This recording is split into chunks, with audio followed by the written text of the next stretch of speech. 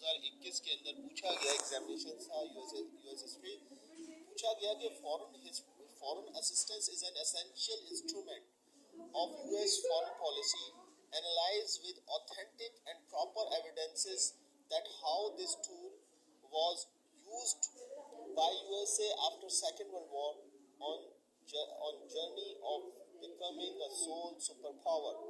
तो आपने देखा कि वो ये पूछ रहा है कि पहले उसने एक स्टेटमेंट बनाया, उसने कहा कि फॉरेन असिस्टेंस यानी कि एड जो मदद देता है बैनुल अक़वामी तौर पे अमेरिका, वो एड जो है फॉरेन असिस्टेंस जो है वो बेसिकली किस तरीके से अमेरिका को जंग अजीम दोयम या वर्ल्ड वॉर 2 के बाद इस लायक बनाती है कि वो एक अकेला सुपर पावर बन जाता है।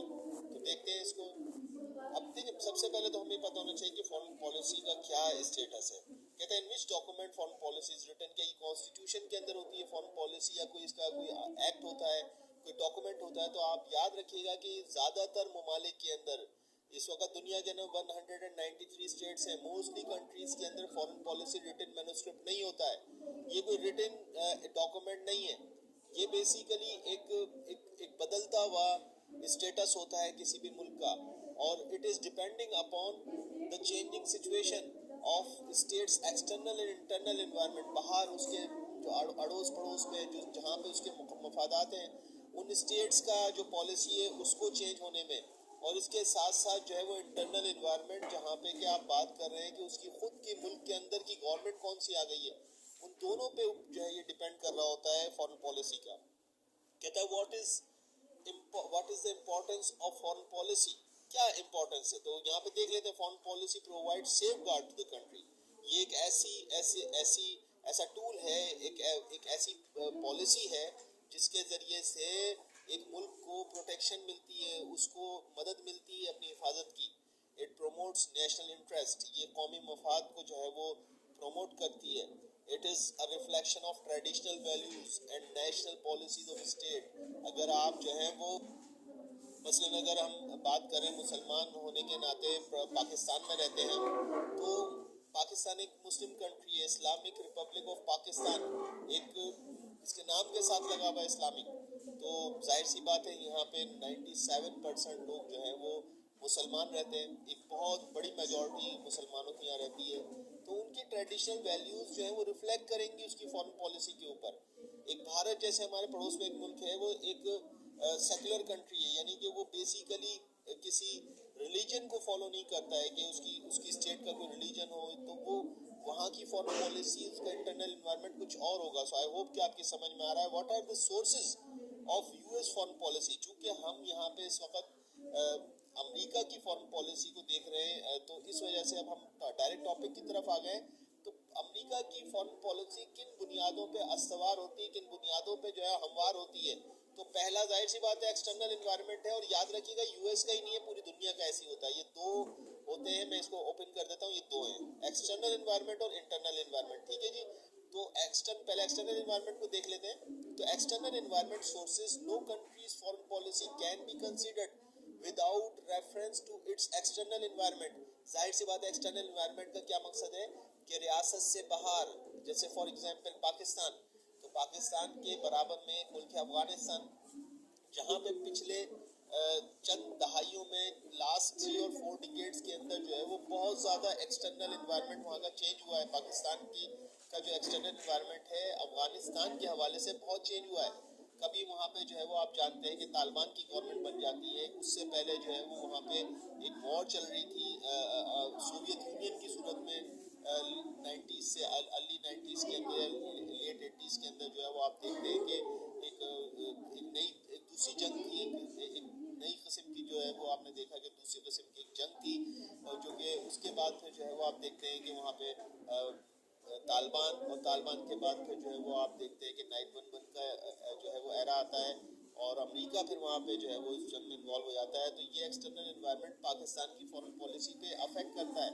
इसी तरह इंडिया के हवाले से अगर आप देखें तो इंडिया में गवर्नमेंट चेंज होती है तो पाकिस्तान का जो एक्सटर्नल एनवायरनमेंट है वो चेंज होता है, और पाकिस्तान की फॉरेन पॉलिसी भी चेंज हो जाती है। انٹرنل انوائرمنٹ کیا ہے؟ انٹرنل انوائرمنٹ کو سمجھ لیجیے کہ internal environment basically domestic sources refers to the social sources which comprises upon the socio-political system of United States. اب ظاہر سی بات ہے کیونکہ یہ بات ہو رہی ہے یونائٹیڈ اسٹیٹس کی تو یہ اسی حوالے سے پریزنٹیشن ہے، لیکن یہ بات جو ہے وہ کسی بھی ملک کے اوپر ہو سکتی ہے. آپ اس کو امریکہ کے سینیریو میں بات کریں، ہندوستان کے سینیریو میں بات کریں، پاکستان کے سینیریو میں بات کریں، فورن پالیسی کی یہ دو سورسز جو ہیں وہ ہمیشہ کامن رہیں گے، ایکسٹرنل سورسز اور internal sources.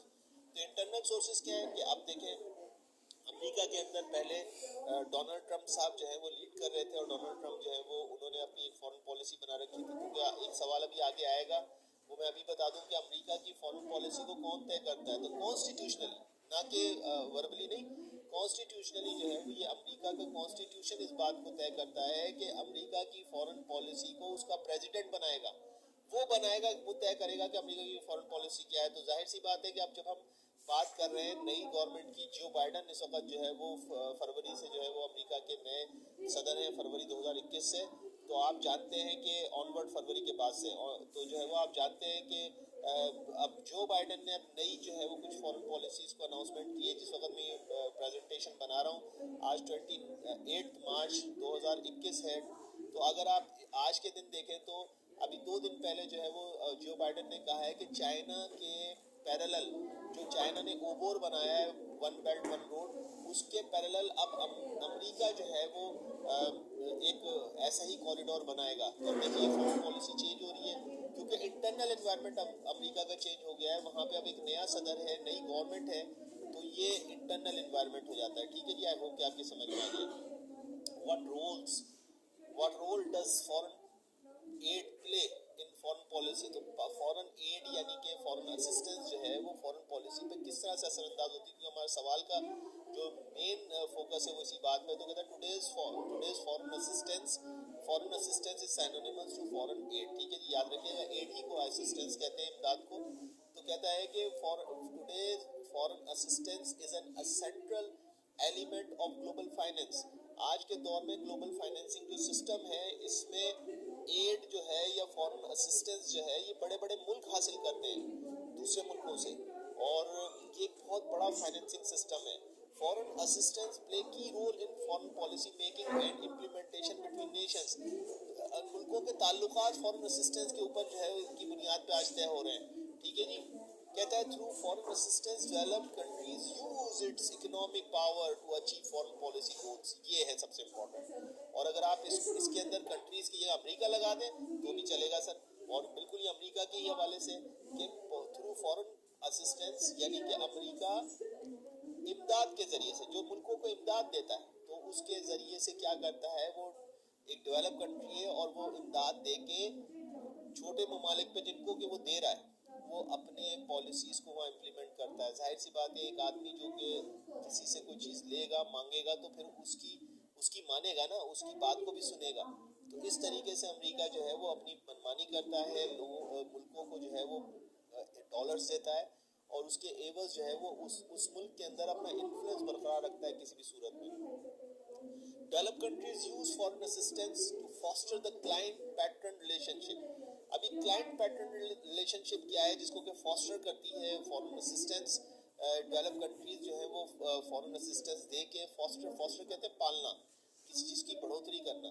Client pattern relation شپ کو آپ کو سمجھنا ہے تو میں آپ کی اس کی مثال دوں گی. ایک کلائنٹ ہوتا ہے اور ایک اس کا پیٹرن ہوتا ہے. ظاہر سے کلائنٹ کہتے ہیں دو فریقین کو. اب دو فریقین کون ہیں؟ یعنی کہ اب آپ ایک کاروبار کر رہے ہیں، ایک لین دین کر رہے ہیں جس میں ایک لیتا ہے اور ایک دیتا ہے، لین دین ہو رہی ہے، تو وہ کلائنٹس ہیں. لین والا بھی اور دین والا بھی دونوں کلائنٹس ہیں. تو اب آپ ایک بات سمجھیے گا کہ جب کوئی کسی ملک کو جو ہے وہ اسسٹنس دیتا ہے یعنی کہ ایڈ دیتا ہے تو ظاہر سی بات ہے ایک ملک دیتا ہے اور دوسرا دیتا ہے، لین دین ہو رہا ہے تو ایک کلائنٹ پیٹرن ریلیشن شپ بن جاتا ہے. ٹھیک ہے جی. تو فورن اسسٹنس کے اندر لیٹ سپوز کہ اگر امریکہ پاکستان کو فورن اسسٹنس دیتا ہے تو کیا آپ سمجھتے ہیں کہ صرف پاکستان ہی جو ہے وہ ضرورت مند ہے جو کہ فورن اسسٹنس لے رہا ہے؟ کیا امریکہ ضرورت مند نہیں ہے جو کہ فورن اسسٹنس دے رہا ہے؟ نہیں جناب، دونوں ہیں، دونوں کے مفادات ہوتے ہیں. ایسا نہیں ہے کہ صرف ایک کے مفاد اچیو ہو رہے ہیں. آپ یاد رکھیے کہ پاکستان وہ کنٹری ہے جس نے کہ جو وار آن ٹیرر کا جو ٹرمنالوجی ہے جو کہ امریکہ نے 9/11 کے بعد سے جو ہے وہ لگائی تھی کہ وار آن ٹیررزم، اس میں سب سے بڑی قربانی تو پاکستان نے دی ہے. اکنامیکلی وہ ڈیمیج ہوا ہے، وہ جو ہے وہ اس کے قیمتی اس کے لوگوں کی قیمتی جانیں ضائع ہوئی ہیں.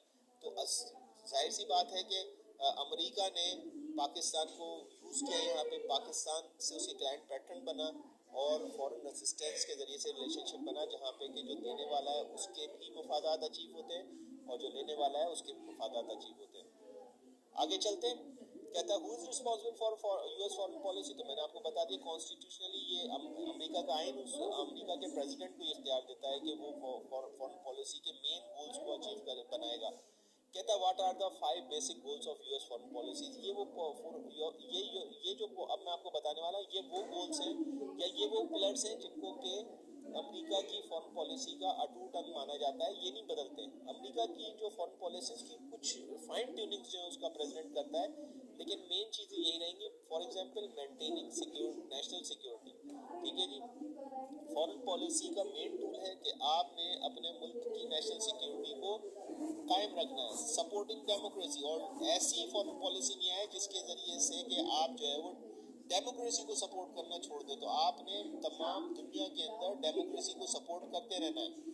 Promoting world peace. اور آپ نے اپنی جو فورن پالیسی ہے اس کے ذریعے سے دنیا کے اندر امن کو انشور کرنا ہے. اور یہ امریکہ کی بات ہو رہی ہے. ٹھیک ہے جی، یاد رکھیے گا.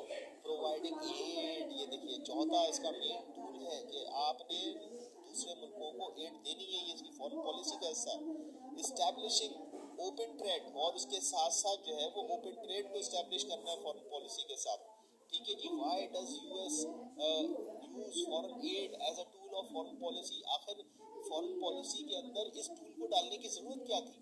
پاکستان کی فورن پالیسی میں تو یہ ٹول نہیں ہے، تو امریکہ کو آخر ایسا کرنے کی ضرورت ہے. کہتا تھا United States of America uses foreign assistance as a tool to influence those countries where and when it comes to using local resources or positioning their troops and etc. اب دیکھیں آپ یہ امریکہ جو ہے وہ بے شمار ملکوں کو جو ہے وہ جنگ عظیم دوم کے بعد اور خصوصاً ورلڈ وار سے پہلے تک، ورلڈ وار کے اختتام سے پہلے تک جو ہے وہ بہت سارے ممالک کو امریکہ نے ایڈ دی. اور یہ اس کی فورن پالیسی. اس کے ذریعے سے یہ جب ایڈ دیتا ہے تو اس ملک کے اوپر ذہنی طور پہ سائیکولوجیکلی اس کو جو ہے وہ قابو میں کر لیتا ہے. ظاہر سی بات ہے جو ہے وہ اس سے ایڈ لے رہا ہوتا ہے، اس کی معیشت اس پہ کھڑی ہوئی ہوتی ہے، تو وہ بیسیکلی جو ہے وہ ہر بات ماننے کے لیے امریکہ کی تیار ہو جاتا ہے. اور یوں جو ہے وہ اس کی ریسورسز کو جو ہے وہ امریکہ کنٹرول کرنا شروع کر دیتا ہے. اور اب آپ اس کو اس طرح سے ڈائریکٹ لکھیں گے نہیں، میں تو آپ کو سمجھانے کے لیے بات بتا رہا ہوں کہ یہ اس طریقے سے ہوتا ہے. یہ باتیں لکھنے کی نہیں ہوتی ہیں، یہ سمجھنے کی ہوتی ہیں. ایز اے اسٹوڈنٹ میں آپ کو، ایز اے ٹیچر آپ کو ایڈوائز کر رہا ہوں کہ آپ ڈائریکٹ ان چیزوں کو اپنی رائٹنگ میں نہیں لائیں گے، لیکن آپ انڈرسٹینڈ کر سکتے ہیں اور ڈپلومیٹیکلی ایک اچھے انداز میں آپ اس چیز کو لکھیں گے. لیکن اتنا بولڈلی آپ ان چیزوں کو نہیں کہیں گے کہ امریکہ جو قبضہ کر لیتا ہے کسی ایسا کوئی خدا نہ خاصہ اس نے کسی کے ملک پہ قبضہ نہیں کر لیا، لیکن اس نے ایڈ دے کے اس کو پریشرائز کر دیا ہے. وہ مجبور ہو جاتے ہیں ممالک جو کہ ایڈ لے رہے ہوتے ہیں کہ وہ کہیں نہ کہیں امریکہ کی بات کو سننے کے لیے مجبور ہو جاتے ہیں. کسی حد تک اگر ہم کہیں تو پاکستان بھی جب تک ایڈ لیتا رہا ہے وہ مجبور تھا کہ امریکہ کی جو ہے وہ ساتھ دے کہیں نہ کہیں، جس کے نتیجے میں پاکستان کو بہت سی قربانیاں بھی دینی پڑی ہیں. تو اب موجودہ حکومت جو ہے اس بات کو جو ہے وہ انشور کر رہی ہے کہ ہمیں ایڈ کی ضرورت نہیں ہے، ہمیں ٹریڈ کی ضرورت ہے. ٹھیک ہے جی.